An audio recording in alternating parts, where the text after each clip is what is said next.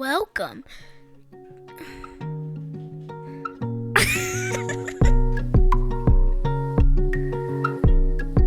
Welcome. You are listening to audio from the table. If you'd like to learn more about our community or donate to this ministry, please visit thetabletx.com.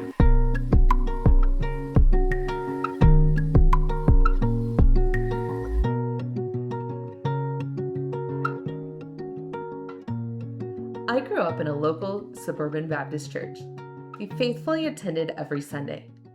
And every Wednesday, I avidly participated in GAs, Girls in Action, a missions discipleship group. I was in the children's choir, and in the 5th grade, I landed the leading role in our musical, Jonah. The irony of me, as a young girl, playing the part of a man in a Baptist church is not lost on me. Growing up, I was drawn to the stories of the heroes of the Bible, and I was acutely aware that the vast majority of them were about men. I would read and reread the stories of women, trying to envision myself in the narrative.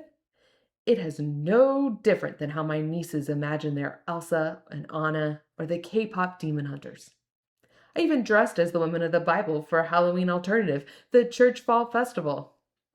Imagine a picture of me as Eve and Delilah in about 4th and 5th grade. It does make me pause to wonder why, of all people, I would choose women known for investigating trouble as my Halloween inspiration. You see, as a young girl, I didn't understand that some people saw my gender as lower in the quote-unquote God-ordained hierarchy. I watched my mom lead Bible studies with women and men, learning from her. And our women in church served as deacons and ministers. When I looked in the Bible, I saw strong women. They saved babies from murder, they judged, they brought the good news of Jesus' resurrection, and they led the early church as deaconesses and apostles. So in light of recent denominational conventions that are voting to restrict women from preaching and pastoring, I do want to pause and say how incredibly thankful I am to attend the table, a church that elevates all genders to all roles. In processing what we wanted to share today, I felt particularly called to focus on a female Bible character. So Christian and I want to turn our attention to the book of Esther. For me, growing up, this book was always the story of a beautiful, brave queen who single-handedly saved her people. Now, for those who might not be familiar with the story, let me give a brief recap. The Book of Esther is a historical novella read during the 2-day festival of Purim. The story is set in the Persian Empire. It begins when King Ahasuerus banishes his queen and holds a kingdom-wide search for a replacement. A young Jewish orphan named Esther is chosen to be the new queen. Though, on the advice of her cousin and adopted father Mordecai, she keeps her Jewish identity a strict secret. The plot takes a dark turn when the king's top official, a proud man named Haman, demands that everyone bow down to him. When Mordecai refuses, Haman manipulates the king into issuing an empire-wide decree to annihilate all of the Jews on a single day. With genocide looming, Mordecai urges Esther to use her position to speak to the king. But there's a massive catch. Anyone who enters the inner court without an invitation faces the death penalty, unless the king extends his scepter. Caught between the danger of staying silent and the danger of speaking up, Esther takes a leap of faith. After asking her people to fast with her, she risks her life to approach the throne. She is received, and through a series of strategic banquets, she exposes Haman's plot, saves her people from destruction, and elevates Mordecai to a position of power. Honor. Now that might be one way to tell the story, but why don't I mansplain you another one? Without getting into too much biblical history, though I know that there are some Bible nerds in the building, the Protestant version of the Bible happens to be a bit shorter than the Catholic text. Ultimately, it comes down to some Jewish scribes who, when translating the Old Testament from Hebrew to Greek, chose to give some additional context and religious language to the text. And interesting bit of info, in the Protestant book of Esther, God is never mentioned, but the additional Greek verses explicitly speak of God. This longer version starts with a dream God gives to Mordecai. Starting the book this way suggests that Mordecai is meant to be a more central focus. In this dream, he sees two great dragons rushing to fight. These dragons represent Mordecai and Haman. And the dream shows how God comes to save the nation of Israel from this massive battle. In this version, Mordecai has a more pivotal role. His vision, though not fully clear to him, put him in a place of wanting to understand his part in what God wanted to do. So while Megan saw a story about a courageous queen, ancient readers also saw a story driven by a strategic dreaming mentor. In reality, God rarely works through isolated heroes, though many historians might want us to focus on a singular great person of history. Massive change requires a partnership between the strategic voice working behind the scenes and the courageous agent executing the plan on the front lines. Often these stories feature an older person mentoring a younger one. This dynamic happens in my marriage as well. I am the older and wiser of us, being approximately 6 months older, and she is the younger, more energetic one that I am tasked with mentoring. I'm sure she will gladly correct the record on the wiser part when she gets the microphone. For a specific biblical example, we can reference the story of Moses. Along with being a leader, Moses served as a judge for the Israelites while traveling through the wilderness. The problem is that there were over 1 million people needing advice and correction. Moses was getting completely worn out, spending all of his days in the role of a judge. In our individualistic Western mindset, we can easily see that Moses should have delegated those responsibilities. But he could not see past the role that he felt uniquely qualified for. In moments of high stress, our minds can lock up, preventing us from spotting an otherwise straightforward solution. His father-in-law, Jethro, noticed all the work he was doing and told him, "The task is too heavy for you. You cannot do it alone." Because of his age and experience, Jethro guided Moses to build an actual system. He told Moses to train a group of people to handle the smaller issues so they could take the load off of him. Jethro was the instigator of change, and Moses was the executor. In a more modern example, we see this mentorship role in the life of Martin Luther King Jr. He was mentored by Benjamin E. Hayes, a prominent theologian and the president of Morehouse College, where MLK attended. Mays did not just teach MLK in a classroom.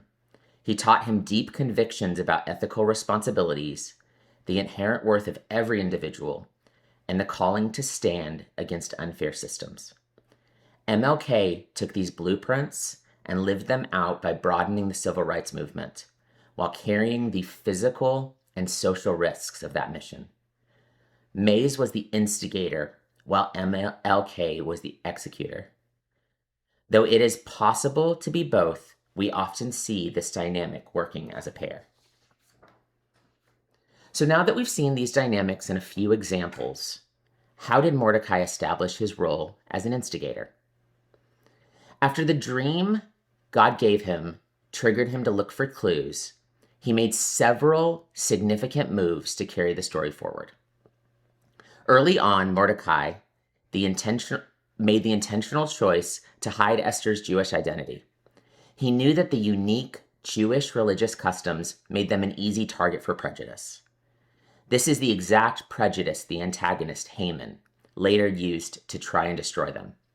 By initiating this cover story, Mordecai safely positioned his adopted daughter in a place of royal authority. A little later, Mordecai intercepts and reports an assassination plot made against the king. This puts him in a positive light, giving him political leverage and influence with the king when he initially had none. Later, Mordecai refuses to bow to Haman, even though the king commanded it as a sign of honor. An addendum in the Catholic Bible says that Mordecai refused to bow because he did not want the glory of man above the glory of God. Some scholars also believe that he did not want to bow because of an ancient blood feud. Mordecai was a descendant of Israel's first king, Saul. Haman was a descendant of King Agag, an enemy Saul was supposed to defeat, but failed to do. By refusing to bow, Mordecai was drawing a hard line, refusing to repeat his ancestors' mistakes. This deliberate defiance forces the hidden ethnic tension into the open and triggers Haman's genocidal decree. Mordecai sends Esther a copy of the official decree to exterminate the Jews, including a record of the bribe Haman offered. This document removed her plausible deniability and showed Esther that the serious, immediate danger her people faced. Mordecai then confronts Esther about her proximity to the king. He reframes her royal status not as an escape artist, but as a strategic deployment for this exact crisis. He delivers the ultimatum by famously asking if she was put there for such a time as this. Lastly, Mordecai is responsible for authoring the decree that allows the Jewish people to defend themselves. Esther secured the king's favor, but Mordecai wrote the actual law that saved the nation. He even carefully designed the law so that the Jewish people would not take any of their enemies' plunder, proving that they were fighting for justice and survival, not for greed. In fact, the very end of the book sums up Mordecai's life using the exact same language used in other passages to describe the great kings of Israel's past. The text says he became second in command to the Persian king, that he was loved by his own people, and that he worked for their good to build a lasting future. By ending the story this way, the ancient writer is basically treating Mordecai like a king. Esther is definitely the brave hero who risked her life on the front lines, but Mordecai is the mastermind. He sees the big picture, carries the weight of protecting his community, and uses his voice to wake people up. He is the one who delivers the ultimate challenge to Esther, pushing her to act. You do make a fair point, Christian. Mordecai is an important figure in the story. However, it is one thing to shout truth from the safety of the public street. It's another thing entirely to look a dictator in the eye. Before we look closely at her response, I want to take a brief moment to acknowledge that the reality of Esther's world contains some very heavy themes. We're going to touch on experiences of displacement, loss, and violence. I want to name that gently because these aren't just ancient plot points. They're real pains that many experience even today. I say this because I want to take a moment to confront some of the very tough messages in this book that I naively was unaware of as a girl. First, Esther is a victim of forced displacement. She hides her ethnicity and her religion just to survive. She is passing. The text first identifies her by her Jewish name, Hadassah, but she is completely stripped of her name and her identity. 2. Esther is an orphan. She experienced the loss of both parents, and though the text does not say how young she was, it would not be a far stretch to say that the loss had a profound effect on her. 3. Esther is a victim of human trafficking. She is taken against her will straight into the king's harem. 4. Esther is a victim of gendered violence. Her body, her beauty, her sexuality are completely commodified to bring comfort and power to the king. 5. Esther is a victim of sexual violence. She couldn't consent freely. She couldn't say no to a night or a lifetime with the king. And Esther isn't the only victim in the text. This entire Jewish community living in Persia had experienced the loss of their country. Captured and expelled into the diaspora, they learned how to survive first under the Babylonians and now the Persians, all while wrestling with their faith. Vashti, the king's first queen, got removed simply because she refused the king's demand to objectify her at his rager, a party full of inebriated and uninhibited men. Not safe.